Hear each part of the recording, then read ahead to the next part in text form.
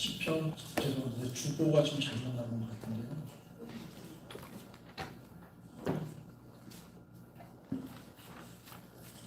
주보가 잘못 나온 것 같습니다. 네. 시편 100편입니다. 시편 100편 1.5절까지 말씀.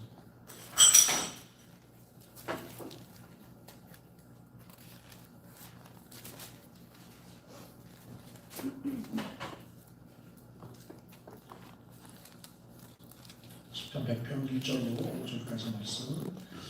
우리 한 목소리로 같이 받들어 읽겠습니다. 시작. 온당여 여호와께 즐거운 찬송을 부를지어다. 기쁨으로 여호와를 숨기며 노래하면서 그의 앞에 나아갈지어다. 여호와가 우리 하나님이신 줄 너희는 알지어다. 그는 우리를 지으시니요 우리는 그의 것이니 그의 백성이요 그의 기르시는 양이로다. 감사함으로 그의 은혜에 들어가며 찬송함으로 그의 궁정에 들어가서 그에게 감사하며 그의 이름을 축복할지어다. 여호와는 선하시니 그의 인자하심이 영원하고 그의 성실하심이 대대에 이르리로다. 아멘. 네. 2007년부터 해서 감사절 예배를 또 오늘까지 네 번째 제가 여러분과 함께 드리고 있습니다. 그래서 저는 오늘 이 본문을 가지고서 묵상을 하다가 어떤 생각을 하게 됐냐면 지난 3년 동안 드렸던 감사절 때 드렸던 설교가 어떤 내용이었지?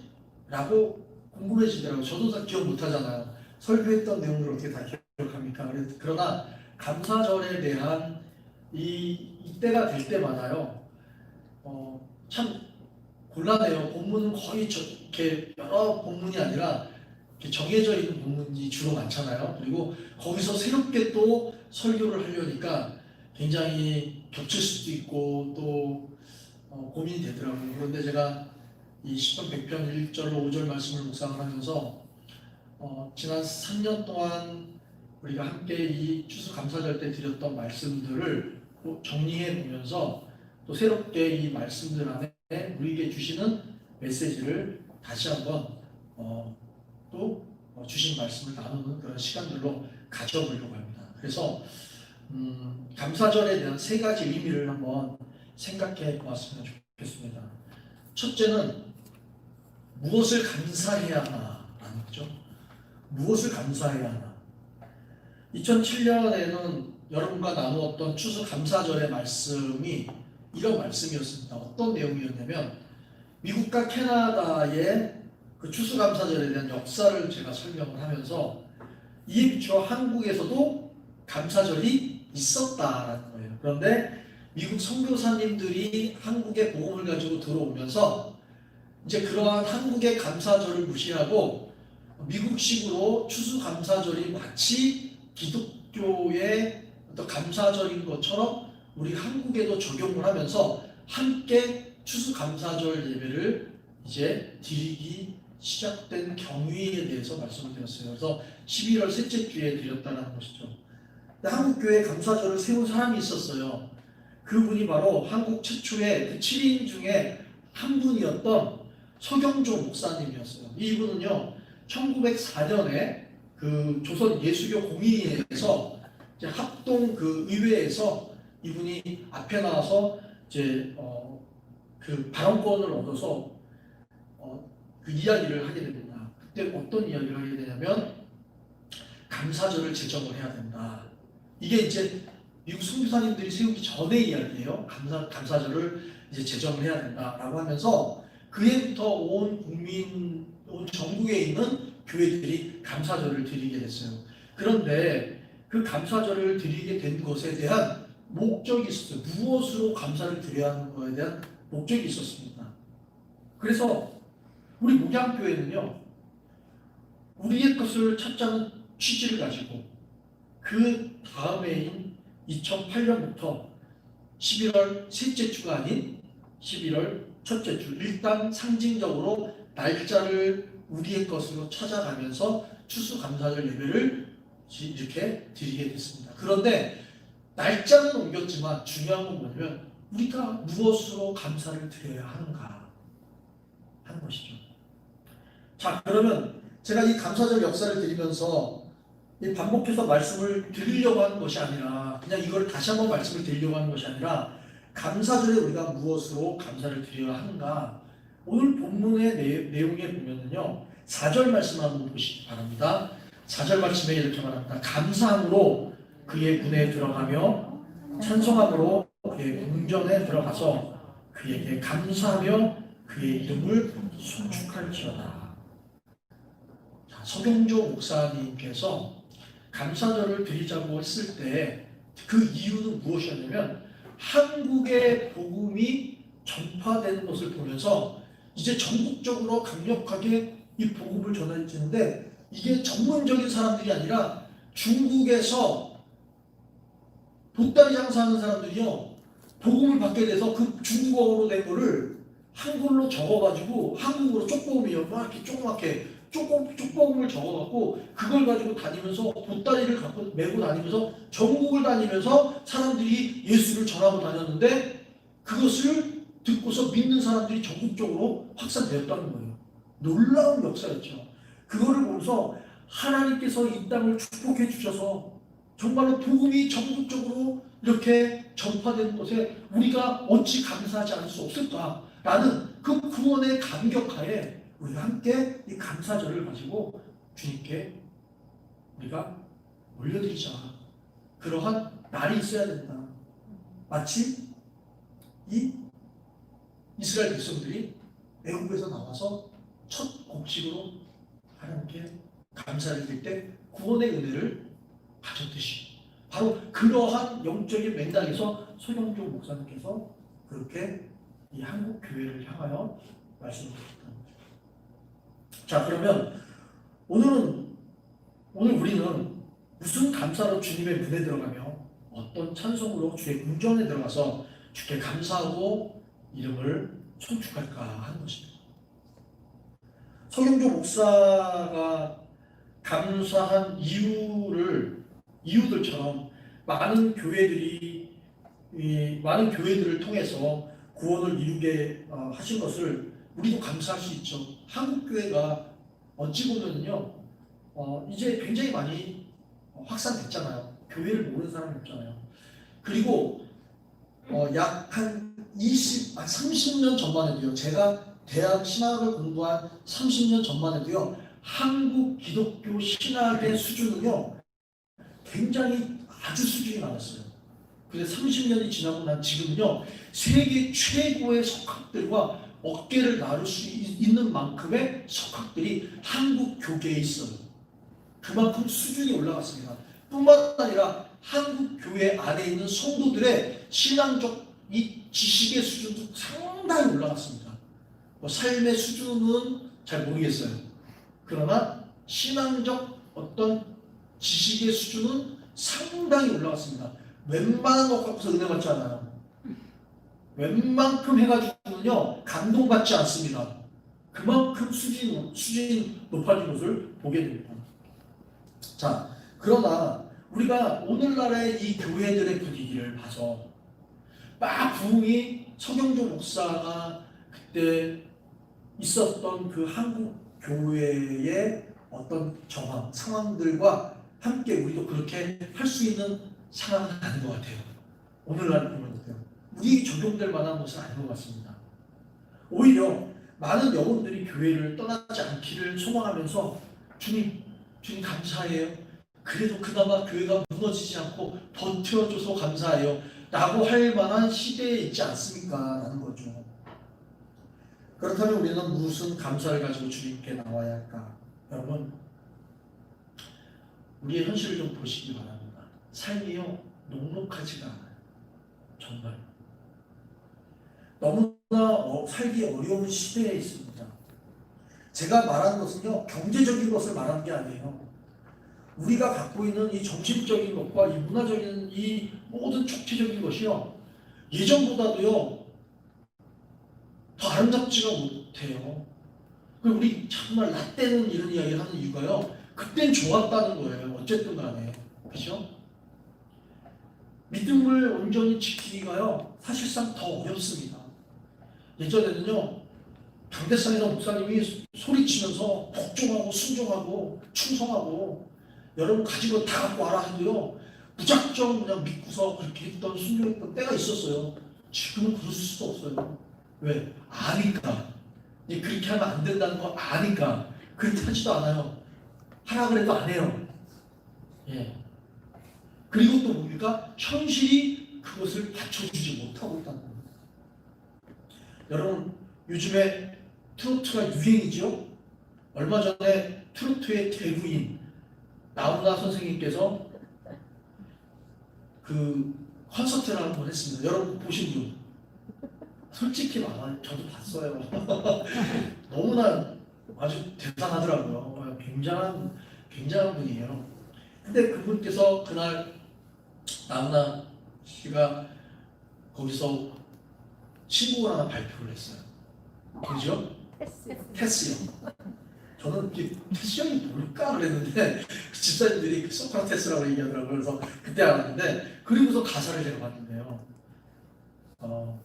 그 가사를 보면서 딱 제가 이 전등이 딱 켜졌어요. 왜냐면 이 테스형이요 그동안 안 나왔잖아. 근데 거기서 인터뷰를 하는데 하는 말이 뭐냐면 인터뷰가 아니라 그 뭐죠? 그 콘서트를 하는 데서 그런 얘기예요. 내가 왜 신비주의냐고. 난 신비주의가 아니라 나는 내가 뭔가가 내 안에서 이렇게 이 예술적인 걸 끌어낼 수가 없어서 고뇌하면서 여행을 다니면서 세상을 봤다는 거예요. 그죠? 그런 가운데서 만든 곡이 이 곡이에요. 시대를 반영하고 있어요.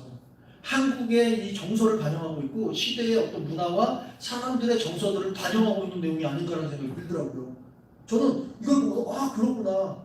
예전에는 볼이 이 꼭이에요 이거 하면은 막 은혜가 났죠. 왜? 다 같이 배고프니까 그 얘기 들으면 그 음악을 들으면 은혜가 돼요. 막 훌컥거리고 그죠?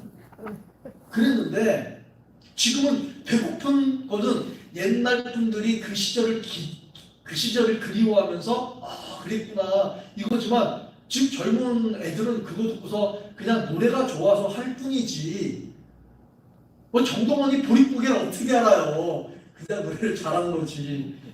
네? 그런데 오늘날은 이 보릿고개와 같은 배고픈 이야기가 아니라 오늘날의 정서는요 정체성의 혼란이에요.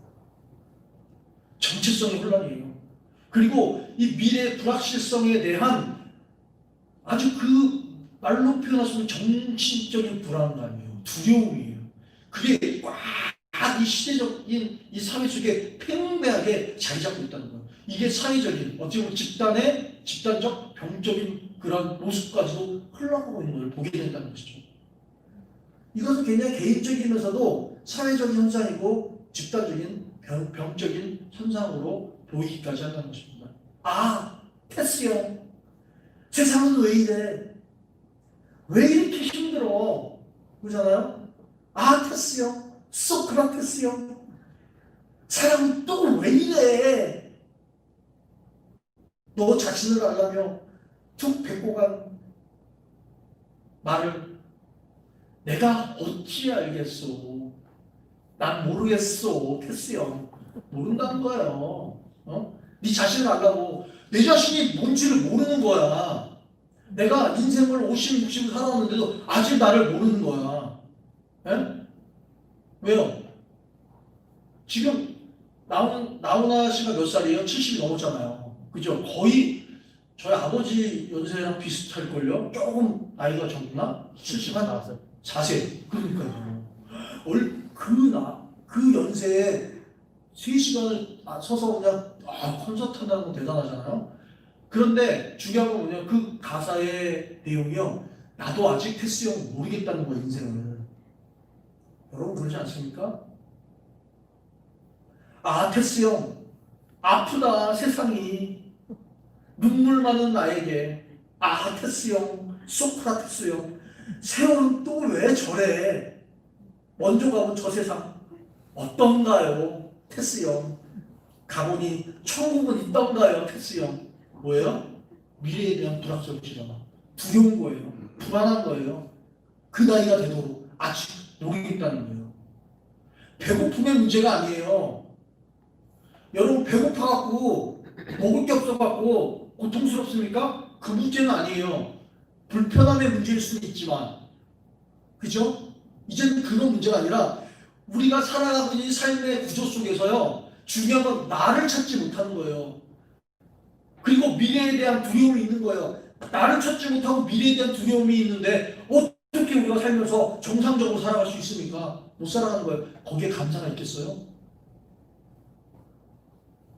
나훈아의 그 테스형의 노래 요점은요, 인생살이 힘들다, 사랑하고 사랑받기도 힘들다, 내가 누군지도 모르고 사는데 내가 살다가 어디로 가는지도 모르는데 어찌하겠소, 이거예요. 이것이 오늘날 살아가는 사람들의 깊은 내면 속에, 또 무의식 속에 잠재해서 끊임없이 불안하게 만들고 있는 것입니다. 그래서 그 불안을 여러 가지 방식으로 채우려고 해요. 그걸 해소하려고 해요. 그것은 갈증 가운데 생수를 마시는 것이 아니라 마치 어떤 것입니까? 그 갈증은 있는데 마실 물이 없어서 마시는데 소금물을 마시는 것처럼, 바닷물을 마시는 것과 같은 것밖에 되지 않는다는 거예요. 우리가 지금 근본적으로 나를 찾지 못하고 미래에 대한 불확성실한 이 두려움 속에서 살고 있으면서 우리가 자꾸만 안정감을 찾고 행복을 추구하려고 하는데, 그 행복을 추구하려고 하고 안정감을 찾으려고 하는 그것이 어떤 거냐? 우리 나름대로는 다른 것들로 채우려고 해요. 외모적인 것으로, 재정적인 것으로, 또 여러 가지 활동으로 많은 것들로 채우려고 해요. 내가 하고 싶은 것들로 채우려고 해요. 근데 하면 할수록 바닷물 마시는 건 그렇게 되지 않는다는 거예요. 난 모르겠어. 여전히 계속 내 안에 있는 이 궁핍함과 내 안에 있는 이 굶주림과 내 안에 비어있는 이 공허감이 끊임없이 우리 안에서 있기 때문에 우리는 마치 개걸스럽게 모든 것을 채우기 위해서 분간하지 못하고 계속 채우려고 하는 우리의 모습을 우리는 발견하게 된다는 것입니다. 아무리 몸부림쳐도 인간의 불행과 그 불안의 근원이 처리되지 않는 한 아닌 척, 안 그런 척 살아갈 수도 있지만 결국엔 테스형을 찾는 인간의 심성의 외침은 오라, 난 곤고한 자로다. 누가 이 사망의 몸에서 나를 건져내냐 라고 하는 그러한 절규밖에 없다는 것입니다. 지금 당장 경제적인 문제로부터 벗어나서 경제적 자유를 누리면 아주 행복할 뿐만 아니라 날마다 감사할 수 있을 것 같습니다. 그럴 것 같아요. 저도 한 몇십억 있으면 아마 그럴 것 같아요. 근데 어느 정도는 그럴 수 있을 거예요. 왜? 못 해본 거 해볼 수 있으니까. 그죠? 그렇잖아요. 못 해본 거 해볼 수 있으니까 행복하죠.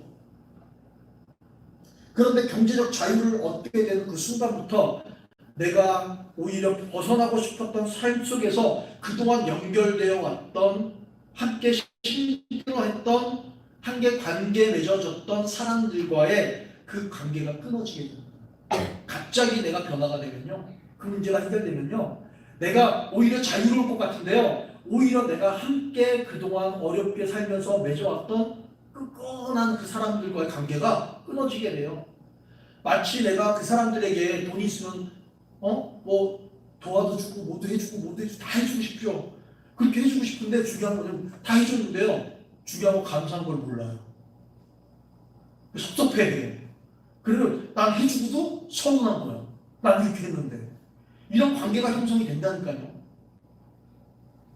여러분 이런 생각 해보지 않았습니까? 나에게 돈다발이 있으면, 그런데요, 그렇지 않습니다. 돈으로 벼락을 맞았다 하면요, 생각하지 않은 다른 문제들이 생깁니다. 그리고 주변에 섭섭이들이 많이 많아지기 시작합니다. 그리고 나도 내가 하고 싶은 일들이 많아져서 마음이 달라집니다. 그래서 사람들이 귀찮아져요.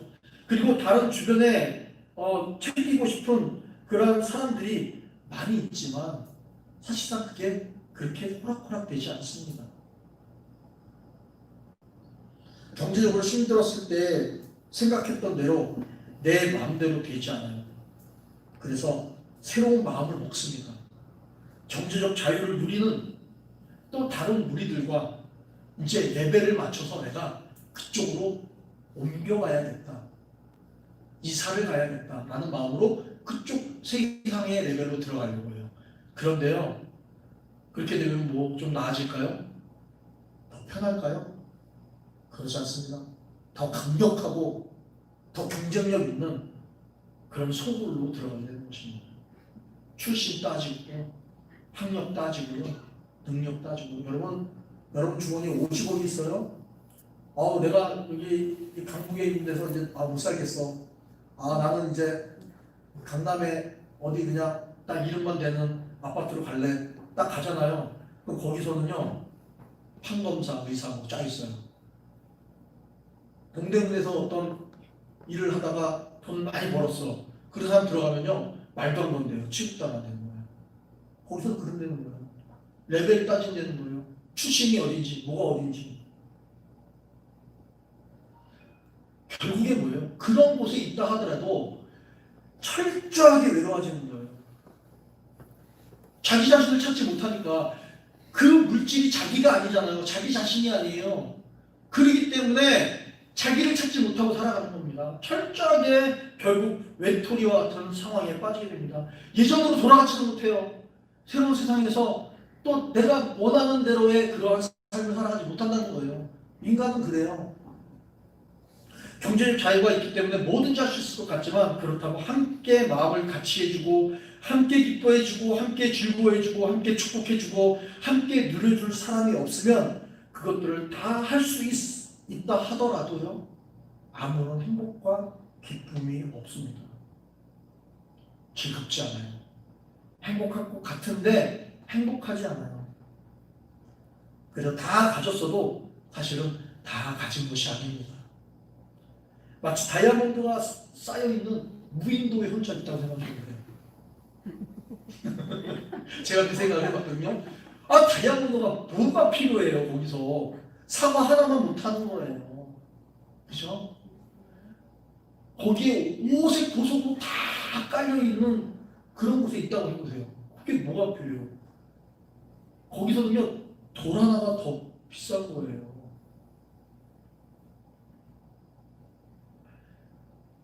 여러분, 만약에 우리가 행복한 것을 추구하고 감사한 것들을 추구하기 위해서 마치 우리의 삶의 구조를 이러한 방향으로, 나에게 돈이 많았으면 좋겠다, 내가 뭐 할 수 있는 것들이 있어, 이런 것들로 우리가 찾게 되면요, 그런 인생, 그때가 되면요, 인생에 뭐가 오면 현타가 와요. 현타. 나는 누구인가? 테스형. 이게 오는 거예요. 그게 바로 나훈아가 대변해 주는 거예요. 테스형. 나는 누구인가? 세상은 왜 이래? 사람은 왜 또 저래? 이게 오는 거예요. 여러분, 나훈아 씨가 우리보다 부자겠죠? 훨씬 더 부자겠죠? 콘서트 한 번 보면 몇십억이에요? 그런데도 이 노래를 하고 있는 건 뭡니까? 자기의 고백이라는 겁니다. 여러분, 남의 고백이 아니에요. 그렇기 때문에 우리에게도 그러한 우리의 현실을 반영하고 있다는 것을 보여주는 겁니다. 내가 누구인지 모른다는 것은 내가 모든 것을 가졌다고 해서 그 가진 것으로 채울 수 없다는 것이 있다는 거예요. 그 이유는 바로 우리는 행복하기 위해서 채우고 많은 것을 가지고 소유하고 싶은 욕망이 있지만, 내가 누군가로부터 소유된 존재는 되고 싶지 않기 때문입니다. 여러분, 우리가 누군가로부터 소유될 때 진정한 안식이 시작돼요. 제가 이런 얘기하면 좀 그렇지만, 여러분, 개들이 있습니다. 개들을 갖다 여러 마리를 키웁니다. 권사님 때 개가 지금 2마리가 있나요? 2마리. 그 서열이 있죠. 서열. 분명히 개들은 서열이 있어요. 서열이 없으면요, 개들은 고통스러워요. 굉장히 불안해합니다. 그리고 병들어요. 막 스트레스 받아갖고 막. 개들이요. 개들만이 아니에요. 우리도 마찬가지예요. 인간은 동등하지만요, 우리가 하나님과 동등이 될 수 없어요. 하나님으로부터 자유로부터 벗어날 수 없어요. 우리는 우리의 존재 자체가 하나님으로부터 지음받은 존재예요. 우리는 하나님에게 속해 있어야 되고, 하나님 안에서 내 자신이 발견되어져야 될 때, 그때 우리는 어때요?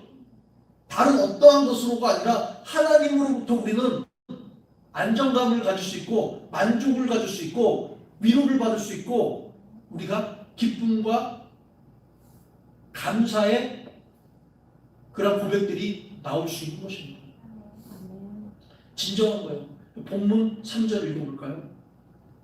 여호와가 우리 하나님이신 줄을 너희는 알지어다. 그는 우리를 지으시니요 우리는 그의 것이니 그의 백성이요 그의 기르시는 양이로다. 이게 바로 우리가 진정 하나님 안에서 내 자신이 발견되어져야 할 우리의 고백이라는 것이에요. 이것이 종교적으로 우리는 알지만요, 정말로 신앙 안에서 내가 이것이 내 안에서 고백되어지지 않으면요, 우리가 항상 어때요? 갈증나는 가운데서 소금을 퍼먹는 거나 마찬가지의 인생을 살아갈 수밖에 없는 것입니다. 이것을 아는 자만이 누릴 수 있는 복이 있는데 그것이 이어지는 4절의 말씀입니다. 감사함으로 그의 문에 들어가며 찬송함으로 그의 궁정에 들어가서 그에게 감사하며 그의 이름을 송축할지어다. 아멘. 사랑하는 성도 여러분, 우리가 가장 근본적으로 감사한 것은요, 무엇을 가지고 감사함으로 주님께 나와 찬양을 해야 하는 것은 내가 주님께 속하였다는 감사입니다. 여러분들이 갖고 있는 어떤 것으로 주님께 감사하는 게 아니라 가장 근본적인 것은 뭐냐면 주님, 내가 주님께 속하였습니다라는 것에 대한 감사, 부시게 하는 감사가 없는 줄 믿습니다. 여러분, 이게 너무 당연한 것 같죠? 그러나 이 당연한 진리가 내 안에서 분명한 믿음으로 작용한다면 이 시편 기자의 고백이 바로 저와 여러분의 고백이 되는 줄 믿습니다. 여러분, 우리는 하나님께 속한 자입니다. 나는 하나님께 속한 자다라는 이 복이 만물을 가진 자의 그 고뇌보다 더 복된 것임을 여러분 생각하시기 바랍니다. 그래서 우리는 주님 앞에 나와 찬양을 할 수 있는 것이죠. 두 번째로는 나에게 주어진 것에 대한 감사 플러스 주실 것에 대한 감사입니다. 2008년도에는요 감사절에 대한 세 가지의 말씀을 나눴습니다. 첫째는 복 주신 대로 내 힘을 헤아려 자원하는 예물을 드려야 합니다 라는 내용이었죠. 감사절을 맞이해서 하나님께 예물을 드려야 하는 이유가 내가 축복을 받기 위한 목적이 아닌 이미 받은 복으로 인하여 감사를 표현해야 한다는 내용이었습니다. 둘째는 하나님께 즐거움으로 예배해야 합니다라고 말씀드렸습니다. 즐거움으로 예배해야 한다는 것에 있어서 즐거움의 근원은 소망이 있기 때문이다 라고 말씀드렸죠. 그리고 셋째는 하나님을 만나기 전 과거의 삶을 돌이켜 보아야 한다라고 말씀을 드렸습니다. 이 세 가지로 2018년도에 말씀을 나눴죠. 이 2018년도 설교 내용을 정리해 보면서 든 생각이 있습니다. 우리는 감사함으로 주님께 나아가 감사를 올려드릴 수 있는 것은 바로 과거도 아니고요, 미래도 아닙니다. 현재의 나 자신의 존재 그 자체라는 거예요. 좀 현학적일 수 있어요. 이게 좀 철학적인 개념일 수 있는데 잘 생각해 보세요. 여러분, 내가 하나님 앞에 감사를 드릴 수 있는 것은요, 과거에 내가 이렇게 했기 때문에 감사를 할 수 있다는 것도 아니에요. 내가 미래에 주님, 내가 앞으로 이렇게 되면은 내가 감사하겠습니다 라고 해서 감사를 드리는 게 아니라는 거예요. 중요한 건 뭐냐면 지금 나, 현재 존재하고 있는 나라는 나 자신에 대한 존재에 대한 감사라는 겁니다. 하나님을 온전히 만날 수 있는 나는요, 과거의 나도 아니고 미래의 나도 아니에요. 과거에 내가 대단히 훌륭한 신앙을 가졌던 내 모습으로 내가 감사할 수 있는 것도 아니고요. 또 어째 미래에 앞으로 더 훌륭한 나의 믿음의 모습을 내가 갖게 될 거니까 내가 감사할 수 있는 것도 아니에요. 중요한 건 뭐예요? 지금 현재 내 모습, 나라는 이 존재에 대한 감사예요. 왜 그러냐면요, 아까 말씀드린 하나님으로부터 내가 속한 자, 그래서 나는 하나님이 나를 지으시고 내가 하나님 안에서 내 자신을 발견하게 되었을 때 가장 중요한 것은요, 나라는 존재는요, 과거의 나도 아니라 미래의 나도 아닌 지금 현재, 이 현재에 있는 내가 얼마나 존귀한 자라는 것을 우리는 알 수 있다는 거예요. 나를 비하하거나 나를 갖다가 무시하거나 나 자신을 갖다가 굉장히 어찌 보면은 자격지심과 열등감과 내 안에 있는 어떤 그런 어두운 내면들 이런 것들을 내가 끌어안고 그냥 그렇게 살아가는 내가 아니라 내가 누구냐라는 나를 발견했을 때 지금 내가 숨쉬고 있는 그 자체만으로도 나는 굉장히 하나님 앞에서 존귀한 자라는 것에 대한 이 현실 속에 내가 서 있는 내가 얼마나 귀한 자라는 것이 주님 앞에 고백되어진다는 거예요. 그렇기 때문에 여러분 지금 이 자리에 있는 나를 한번 생각해 보세요. 그냥 여러분 내가 내 자신을 의식하지 않을 때가 많지 않습니까? 그런데 나를 갖다가 이렇게 약 3자의 관점에서 나를 이렇게 한번 보시기 바랍니다. 성수를 한번 이렇게 보는 거예요. 수근이를 이렇게 한번 보는 거예요. 내가 나를 보는 거예요. 하나님의 눈으로 나를 보는 거예요. 하나님의 눈으로 나를 보는 거예요. 근데 그 나는요, 과거도 미래도 아닌 지금 있는 나예요. 그 나를 보면 그 나는요, 너무나 귀하고 보석과 같고 사랑스럽고 아름다운 나라는 거예요. 여러분, 그 내가 발견되지 않습니까? 그렇기 때문에 그 나는요, 어때요? 미래에 소망이 있는 내가 보이는 거예요.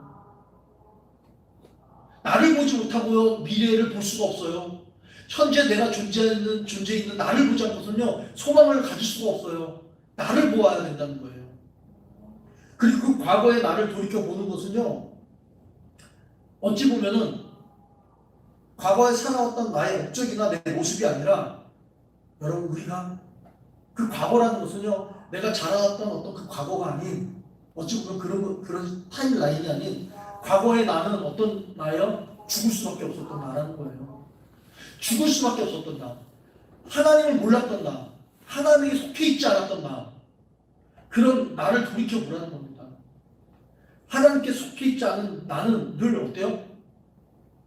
결국에는요, 현재, 지금에 있는 현재 나를 보지 못하기 때문에요, 우리는 어때요? 살아왔던 과거에 내가 묶여서 살게 돼요. 내가 잘한 것 있으면 잘한 것 때문에 거기에 묶여 살게 되고요, 못한 게 있으면 못한 것 때문에 그 상처 때문에 내가 거기에 묶여서 벗어나지 못해요. 그러니까 현실을 못 사는 거예요. 현실을 제대로 가치 있게 의미 있게 살아가지 못하는 거예요. 거기에 묶여 있기 때문에. 그러니까 현실을 내가 현재의 존귀한 나를 보지 못하는 거예요. 그러니까 소망이 없는 거예요. 지금의 그 내가 가치가 없으니까. 그러니까 지금 현실을 부인하고 우리는 항상 뭐를 생각합니까? 미래에 이랬으면 좋겠다. 내가 이렇게 살았으면 좋겠다. 이 생각을 갖고 있는 거예요. 근데 현실은 어때요? 존귀한 내가 살아가고 있는 나의 삶의 가치, 내가 숨 쉬고 있는 거, 내가 손가락을 만지는 거, 내가 밥을 먹는 거, 사람들과 대화하는 거, 사람들과 만나는 거, 내가 예배하는 거, 내가 일하는 거, 이런 것들이 얼마나 아름답고 귀한지, 그 내가 지금 하는 모든 것들이 귀하고 존귀하고 아름답다는 걸 발견하지 못하는 거예요. 그러니까 어때요? 일을 하면서도 내가 언제 이거 벗어날까? 내가 어떻게 하면 이렇게 될까? 이 생각하면서 미래에 대한 소망은 있지만 그 소망이 어때요? 나의 불안함으로 다가오는 거예요. 그런데 여러분, 우리가 감사함으로 나아가야 하는 것은 뭐냐면 지금 내가, 현재 나, 하나님에 속해 있는 현재 나를 바라보시면서 내가 얼마나 귀하고 존귀한 자인지, 내가 그걸 발견됐을 때 내가 하나님 앞에 어떻게 나아가냐면요, 말씀드린 힘을 다하여서 자원하는 마음으로 나아갈 것이고, 내가 축복을 받기 위한 것이 아니라 이미 받았던 그 축복으로 나아가며 내가 그 마음이 어때? 즐거움으로 주님 앞에 나아갈 수밖에 없는 겁니다. 왜? 현재 나를 발견하기 때문에 앞으로 소망이 나에 있는 것입니다. 우리가 소망을 가지고 미래에 살아갈 수 없잖아요. 그죠? 근데 많은 사람들은 현실을 부인하고 미래를 살고 싶어 해요. 벌써 미래에 내가 가 있어요. 현실을 부정하면서. 그렇게 살아가는 것이 아닙니다. 제가 여러분께 말씀드리는 것은요, 여러분, 지금의 나를 우리가 발견하면서, 하나님에 속해 있는 지금의 나를 발견하면서 나의 그 가치와 나의 존엄성과 또 나라는 이 존재에 대한 하나님이 창조하신 이 아름다움을 내가 나를 인정할 때 우리 안에 소망이 있고 그 소망은 나의 현실 속에서 내가 살아가는 그 삶의 씨 뿌리는 삶의 그 가치를 통해서 미래의 소망은 우리에게 다가오는 줄 믿습니다.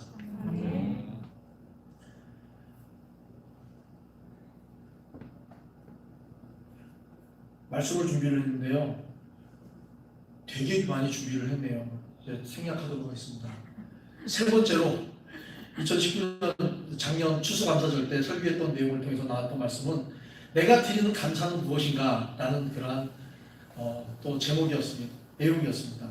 하나님의 은혜에 대한 감사였습니다. 결론만 말씀드리면 올려드릴 감사의 결과에 의해서 이루어진 것들을 세워보기보다는 즉 다시 말해 나에게 나에게 어떠한 감사할 거리들을 나에게 주셨는지 내가 감사할 것들이 뭔지를 세워서 그것을 감사하기보다는 내가 살아온 삶의 이야기 그 모두가 감사해야 된다는 것에 대한 이야기였던 것 같습니다. 다 그만하죠. 네, 본문의 내용들은 달라도 다 그만만 해보십니다.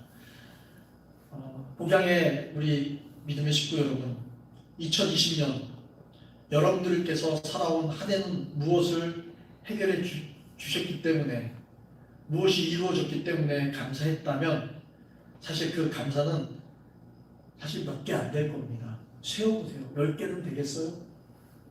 우리가 말하는 찬양을 불렀던 그러한 고백 말고요. 진짜 여러분들 마음에서 나에게 이루어졌던 것도 있을 거예요. 아니에요. 막 정말 감사할 수 있을 거 막 심장이 뛰고 막 눈물이 나고 감격해갖고 너무 좋은 일들 이런 거 있어요? 세워보세요. 없어요. 그런 것들을 가지고 나서 우리가 감사하려고 하면 감사의 내용이 없다는 것입니다. 저는요 올해 응급실 2번 실려갔습니다. 그것도 자다가 새벽에 119에 실려갔고요. 막 가슴이 유동치는데요. 막 어찌할 줄 몰라서 갑자기 멈출 것 같아요. 그러다가 자다 말고 일어나서요. 내가 택시 타갖고 그때 우리 조카가 택시 잡아줘갖고 택시 잡아타서 혼자서 응급실에 갔습니다. 지금도 이런 증세가 계속 이어지고 있고 날마다 밤만 되면 숨이 차갑고요. 사실상 심장의 통증이 느낄 정도로 요즘에 계속 이어지고 있습니다. 인간적으로 볼 때 예전에 저는요 건강이라면 정말로 자신 있었어요. 제가. 근데 이제 그것마저도 제가 자신할 수 없는 그런 현실에 놓여져 있습니다. 어찌 보면 오히려 자다가 죽지 않으면 다행이다. 감사하다. 라는 그런 생각이 들기도 합니다. 정말 그래요. 내가 숨쉬며 살아가는 것도 내 힘이 아님을, 내가 살아가고 있는 것도 근원적으로 내 자격으로 된 것이 아님을 알게 된다는 거예요. 제가 올 한 해요. 그 911이 아니고 여기는 119죠. 119에 제가 실려가고 그 응급실에 제가 2번이나 낸 게요. 사람들이 그렇게 가는 게 쉽지 않잖아요. 평생 처음이에요, 제가. 근데 그걸 통해서 제가 알게 된 게 있어요. 아, 이 건강이라는 게 내가 지킬 수 있다고 되는 게 아니구나. 아마 저보다 더 많이 사시는 분들은 당연히 벌써 이미 오래전부터 그런 경험을 하실 거예요. 중요한 건 뭐냐면요. 아, 그렇기 때문에 내가 할 수 있는 게 없구나. 이거예요. 내가 숨 쉬고 사는 것조차도요, 내가 자격이 있어서 할 수 있는 게 아니다라는 걸 알았다니까요. 그래서 우리는요, 이렇게 하나님의 은혜를 알아가게 되는 거예요. 작은 것조차도요, 하나님의 은혜를 알 수밖에 없는 거예요. 사랑하는 모양의 성도 여러분, 하나님의 은혜에 감사하시기 바랍니다. 아멘. 바울은 이렇게 말합니다. 고린도전서 15장에 보시면 내가 나된 것은 하나님의 은혜로 된 것이니 내게 주신 그의 은혜가 헛되지 아니하며 내가 모든 사도보다 더 많이 수고하였으나 내가 한 것이 아니요 오직 나와 함께 하신 하나님의 은혜로다 라고 그렇게 고백합니다. 나 자신은 하나님의 교회를 핍박했던 자였기 때문에 사도로 칭함을 받기에 감당치 못하겠다라고 고백하죠. 이 고백이 어떤 고백이냐면 지금 나 된 것은 하나님의 은혜라는 고백 바로 위에 있는 고백이에요. 내가 어떤 존재였냐? 내가 하나님의 교회를 핍박했던 자였다는 거예요.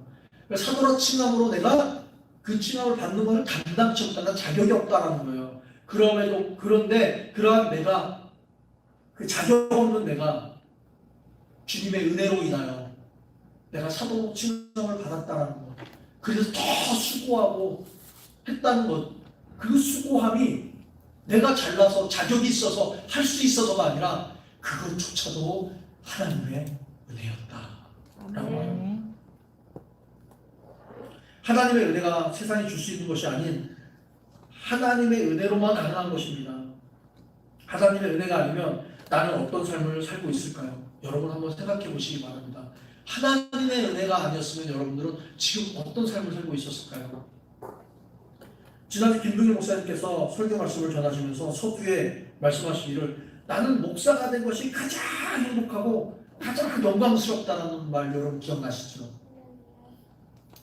그것은 누구나 다 그렇겠지만요, 사람마다 가장 행복하고 감사한 것에는요, 내가 자격이 있어서가 아니다라는 것이 존재하고 있는 거예요.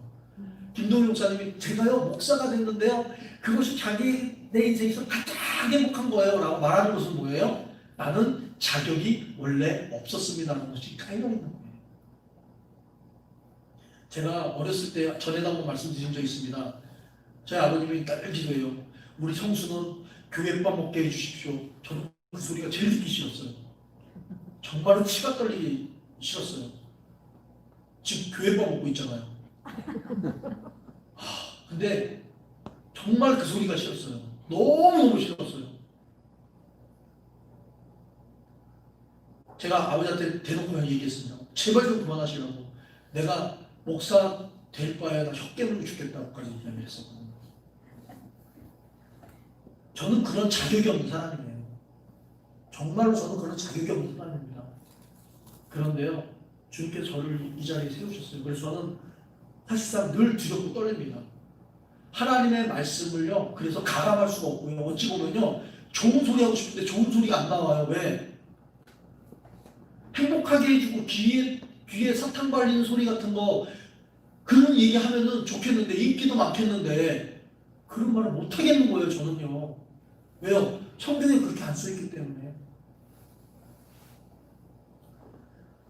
여러분, 자격이 있어서 주어진 것은요, 당연한 것이지만요, 자격이 없는데 주신 것은요, 은혜인 것입니다. 아멘. 여러분들이 뭐 해갖고 뭐 이렇게 좀 이렇게 되잖아요. 그 당연한 것으로 생각한다면 그건 뭐예요? 하나님의 은혜가 임하지 않은 사람이에요. 내가 무엇을 했다 하더라도요, 주님의 은혜입니다라는 그 고백이 종교적인 습관에 의해서 주님의 은혜죠 이렇게 얘기하지 마시고요. 그런 분들 많이 봐요. 뭘 좀 주님의 은혜예요. 막 얘기하는 보면 은혜가 아닌 것 같은데 은혜인 것처럼 얘기하는 경우를 이렇게 보는데, 그게 아니라 진짜 작은 것이든 큰 것이든 나는 자격이 없는데 정말 주님의 은혜입니다라는 그런 고백으로 나아간다면 우리는 그 은혜에 맞게 삶의 의무를 다하며 살아갈 수 있는 것이죠. 바울도 말씀하지 않습니까? 내게 주신 그 은혜가 헛되지 아니하여 내가 모든 사도보다 더 많이 수고하였도다 라고 말합니다. 하나님의 은혜를 감사하시기 바랍니다. 자격 없는 나에 대해 나를 세우시고 지금 이 현재에 존재하고 있는 나를 가장 존귀히 여기시는 그 주님 앞에 내가 발견되어졌잖아요. 자격이 없어요. 숨 쉬는 것조차 자격이 없어요. 다 하나님의 은혜지 않습니까? 은혜지 않습니까? 왜? 나를 만드셨기 때문에. 아멘. 여러분, 그 은혜가 예수 그리스도의 보혈로 인하여 하나님의 은혜가 우리에게 임하였습니다. 그러면 우리는 모두 함께 노래할 수 있습니다. 온 땅이여 여호와께 즐거이 찬송을 부를지어다. 기쁨으로 여호와를 섬기며 노래하면서 그 앞에 나아갈지어다 라고 우리가 그렇게 고백할 수 있습니다. 자격이 있어서가 아닌 자격이 없기 때문에 할 수 있는 그 감사의 찬양입니다. 여러분, 무엇 때문에 라는 그 은혜의 감사가 아니라 자격이 없는 내 힘이 아니었기 때문에 하나님의 은혜여서 감사해야 할 것, 이것을 가지고 그의 무드로 들어가 주님의 이름을 높이고 찬양할 수 있는 저와 여러분이 되시기를 주님으로 축원합니다. 아멘. 그 마음을 오늘 이 시간에 추수 감사 예배로 주님께 드려질 수 있기를 간절히 축원합니다. 아멘.